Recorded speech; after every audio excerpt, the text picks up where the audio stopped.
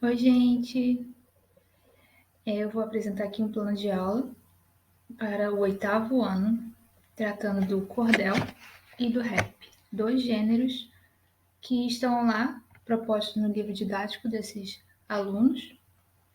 Então, vamos ver o que deu. O livro didático desses alunos é o Se Liga na Língua, Leitura, Produção de Texto e Linguagem, de Wilton Ormundo e Cristiane Sinicaldi. Eu estagiei na Escola Estadual Dr. Maia Neto e eu sou Gabriele Barbosa. Antes eu queria falar um pouquinho sobre a turma. A turma era composta de 25 a 30 alunos, quando todos vinham. Então, é uma turma relativamente pequena.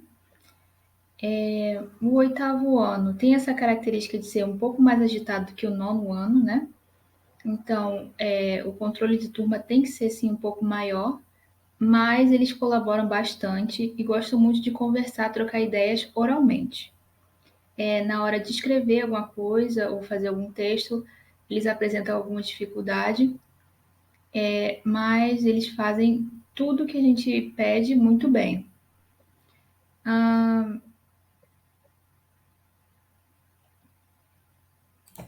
Eu falo isso porque eu apliquei o mesmo plano de aula no 9º ano, com algumas adaptações. E o 9º ano já escreve melhor, já tem essa noção de que tem que fazer as coisas por escrito no caderno, enquanto o 8º ainda está aprendendo isso, né? Mesmo assim, eles interagem melhor do que o 9º, eu achei, pelo menos. E o que eles precisam é de tempo. Algum tempo para, principalmente, fazer a produção textual, que a gente vai ver mais tarde, mas eles também precisam de tempo para raciocinar sobre os temas que a gente está apresentando na hora, mas eles têm um raciocínio muito bom. Então, sobre o objeto de aprendizagem, é justamente conhecer o gênero cordel e rap, suas semelhanças, suas diferenças. As práticas de linguagem todas são exercidas, mas principalmente análise linguística e semiótica, bem como a produção de texto. O professor vai precisar ter acesso à internet, porque vamos usar duas plataformas, o YouTube e o Globoplay. Bem como, se não houver projetor disponível, imprimir os textos os textos das letras das músicas que vamos utilizar e disponibilizar para os alunos. As habilidades, segundo a BNCC, exploradas são a EF69LP44, que consiste em inferir a presença de valores sociais, culturais e humanos e de diferentes visões de mundo em textos literários, reconhecendo nesses textos formas de estabelecer múltiplos olhares sobre as identidades, sociedades e culturas e considerando a autoria e o contexto social e histórico de sua produção, conforme nós vamos ver nas letras das músicas. E a habilidade 49 da BNCC, que se mostrar interessado e envolvido pela leitura de livros da literatura e por outras produções culturais do campo e receptivo a textos que rompam com seus universos e expectativas. No caso, a música, né? Esse plano de aula é composto de 8 momentos fora referência. Primeiro, a gente vai apresentar uma pergunta-problema. O que é gênero? O que é cordel? O que é rap? Se eles conhecem esses dois gêneros, apresentar brevemente os autores, mostrar os vídeos com as letras, proporcionar uma leitura compartilhada após disponibilizar essas letras, por slide ou impressas, fazer uma breve reflexão coletiva, disponibilizar um roteiro de leitura, fazer alguns comentários e, finalmente, produzir um cordel. Então, para fins didáticos, dividi esse plano de aula em duas partes, sendo a primeira a introdução, com a apresentação dos gêneros e dos autores, e a segunda, uma análise. Então, aqui o professor introduz uma pergunta-problema. Eu perguntei aos meus alunos se eles conheciam o gênero rap, se eles ouviram já um rap e se eles conseguiam identificar algumas semelhanças e diferenças com o cordel. Se eles conheciam o cordel e se tinha alguma diferença ou semelhança. A maioria deles conhecia sim o cordel da escola e o rap eles conheciam de seu conhecimento de mundo, de casa, da internet, e isso foi uma surpresa para mim. Eu não achei que eles tivessem tanto contato com o rap, mas eles tinham. E eles conseguiram identificar bem as semelhanças e diferenças. O que eu esperava ouvir é que, por exemplo, e isso eu ajudei eles a perceber, que o rap surgiu no Sudeste, enquanto o cordel surgiu no Nordeste. E por isso eles trazem algumas características próprias dessas regiões. A temática também, temática nesse caso do racismo. Então eles trazem esse cunho social.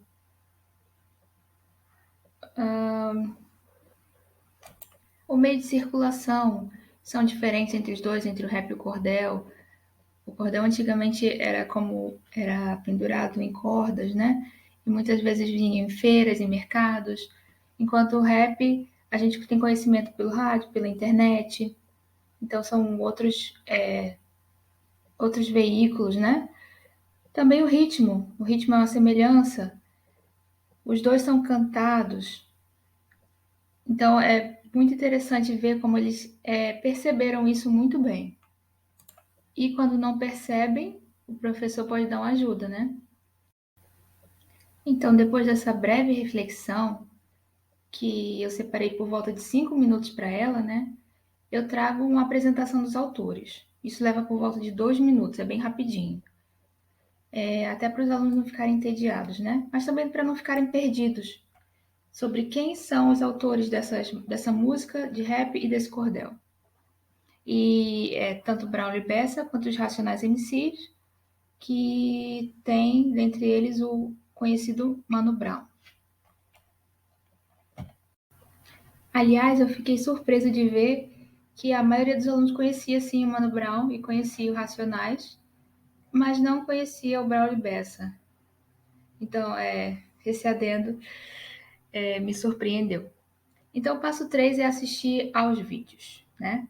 O nome da música é Racistas Otários, dos Racionais MCs, e do Braulio Bessa, a gente traz um cordel feito especialmente para o Dia da Consciência Negra, e que faz várias referências externas a grandes personalidades negras, tanto dos Estados Unidos quanto do mundo e do Brasil também, né? Então, para assistir o vídeo, foi preciso por volta de 10 minutos. 10 minutos é o suficiente. Eu escolhi comentar sobre as referências externas mais tarde, depois de entregar pessoalmente o roteiro de leitura e as letras impressas, já que no meu caso não foi possível projetá-las em sala. Então, distribuí os textos bem rapidinho. Eu consegui fazer as 25 cópias, mas são textos extensos. Então, o professor pode se adaptar, ou fazer um recorte menor do texto, ou então distribuir a turma em grupos. O que eu preferi não fazer, porque isso traria mais conversas, né? Conversas em grupo, e isso atrapalharia o andamento da aula, principalmente porque o tempo que a gente tem em sala é corrido, né? Até distribuir os textos conta tempo para a gente. Eu não contei aqui, mas sim, leva por volta de 3 minutos. Após isso, eu pedi que eles fizessem uma releitura desses textos na forma impressa e que pudessem observar as semelhanças e diferenças entre os gêneros, alguma coisa característica de cada um dos gêneros, que a gente responderia mais tarde no roteiro de leitura. Pedi que eles percebessem as rimas, a musicalidade e a crítica social que cada um dos gêneros fazia. Para essa parte, separei por volta de 10 minutos, mas você pode aumentar ou diminuir esse tempo. A parte 2 da aula consiste na análise, uma reflexão sobre gêneros de forma sistematizada num roteiro de leitura. Então, conforme já dito, pedi para os alunos compartilharem comigo e com a turma quais semelhanças e diferenças eles perceberam entre gêneros. O interessante deles compartilharem com a turma e comigo é que a gente tanto tem condições de perceber, né, o feedback dos alunos, como também eles interagem entre si. Então, isso é um exercício para a prática de leitura, para a prática de interpretação e até mesmo para a socialização deles coletiva. Então, distribuir o roteiro de leitura. É um roteiro pequeno, consiste em 7 perguntas, em que os alunos devem justificar seu ponto de vista, algumas coisas específicas sobre o racismo, sobre o que aparece nas letras das músicas e sobre o gênero em geral. Então, eles deveriam responder em seus cadernos e compartilhar essas respostas também coletivamente, para a gente enxugar um pouco mais o tempo e possíveis repetições entre si. Então, um aluno ouvia a resposta do outro que estava correta e podia agregar nas suas respostas no caderno. Então, isso é muito bom para eles interagirem entre si, perceberem como podem poupar tempo, utilizar bem o seu tempo e agregar a fala de outro também no seu próprio discurso, tá? Esse roteiro também foi impresso e disponibilizado individualmente para cada aluno. Essa parte da aula dos comentários é a parte em que eu escolhi mais falar. Até aqui os alunos, eu só conduzi a aula e os alunos falaram mais. Aqui eu tirei para o professor falar. Falar sobre as referências internas do texto, como segregação racial nos Estados Unidos, Martin Luther King, que está lá mencionado no Cordel do Braulio Bessa, violência policial. Muitos deles não conheciam Martin Luther King, na verdade até confundiram com Muhammad Ali e com Nelson Mandela. Mas, ou seja, eles tinham referências sobre o racismo, né? Mas eles puderam conhecer melhor esses personagens e, a partir daí, reconstruir aqueles conhecimentos que eles tiveram do texto, né? Reconstruir aquelas referências que eles viram no texto. E perceberem que isso não acontece só no Brasil, mas também no mundo todo. E foi interessante também para a gente discutir um pouco, né? Sobre a questão do racismo propriamente dito, no Brasil e no mundo. E esse contexto de segregação racial dos Estados Unidos, né? Existem muitos filmes sobre isso. Alguns deles já viram filmes que tratam disso, mas não conseguiam relacionar com o tema do racismo brasileiro. Então foi muito interessante a gente poder fazer essa troca de ideias. Por fim, propus uma produção de texto, um texto pequeno, um cordel com 2 parágrafos, pelo menos, intitulado Eu Tenho um Sonho, baseado naquele discurso famoso de Martin Luther King. Para essa produção, deixei separado 30 minutos de aula, porque muita gente tem problemas de escrever, tem dificuldade de ter ideias, então 30 minutos eu achei que seria um bom tempo. Sobre o roteiro de leitura, ficou separado 20 minutos, e sobre os comentários sobre Martin Luther King e a questão da segregação racial nos Estados Unidos, 10 minutos foram suficientes. No final, eles fizeram essa produção de cordel e entregaram para mim, em que eu pude corrigir alguns problemas de ortografia, nada muito grande, e fiquei surpresa com não só a produção deles, como o interesse deles no assunto. Eles se viam pessoalmente envolvidos nisso. Então, achei muito interessante esse desenvolvimento no texto do cordel. O que eu tinha planejado era fazer essas pequenas correções e devolver os textos para eles, né? Para que eles pudessem trocar entre si, se desejassem trocar entre si o cordel de um com o outro. Infelizmente, eu não deu tempo de trocar entre si, mas sim corrigir e devolver na aula seguinte. Mas fica a dica. Bom, pessoal, é isso. Aqui estão as referências dos vídeos, das letras das músicas, bem como do roteiro de aula, quer dizer, o roteiro de leitura e o roteiro de aula, tá? O professor tem essa possibilidade de adaptar à sua turma esse conteúdo e perceber o feedback que eles dão de forma oral, de forma escrita, conforme o que ele for vendo, ouvindo. No meu caso, eu percebi que a turma se desenvolveu muito melhor oralmente. Quando eles passam a escrever, fazer o roteiro de leitura de forma escrita, eles meio que perdem o interesse. Dão respostas muito sucintas que, na verdade, não transmitem o que eles estão pensando mesmo. As ideias que eles têm, o interesse que eles têm. Então, de forma oral, eu consegui avaliar muito melhor eles. Gostei muito de ter proposto o cordel, me surpreendeu o desenvolvimento deles no cordel. E principalmente eles se interessaram muito pelo assunto do racismo. Dá para ver que afeta eles pessoalmente.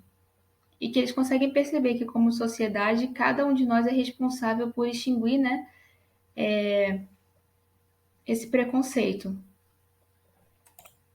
Minha professora supervisora percebeu que em vários momentos eu tive que adaptar o que eu tinha planejado para a realidade de sala, porque, como eu falei, o tempo que a gente tem disponível é muito curto e a gente perde muito tempo no controle de turma, ajudando os alunos a se concentrar, ajudando eles a raciocinar sobre os assuntos.